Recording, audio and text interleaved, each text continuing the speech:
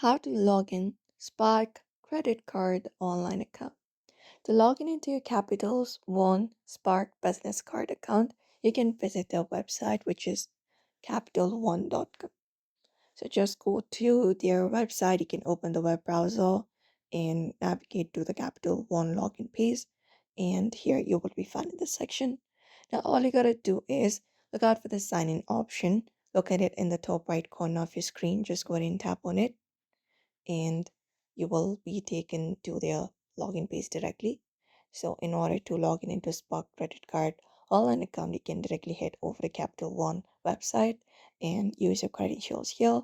Once you use your credentials and log in, you can basically access your Capital One Spark business card account directly within the Capital One, and that is it. That is how you basically do it. If you are not online access yet, you can tap on set up online access and follow the process to create your account. And once that is done, you can head back to this login page right here and use your credentials. Similarly, if you've forgotten your username and password, you can find the section for that. You can use that process to recover your password and account and use this page right here to log in into your account again. So that's it for today's video. You may follow up this process if you'd like to log in into Capital One Sparks account. So I hope this information was helpful. Give it a thumbs up and subscribe for more tips and tutorials.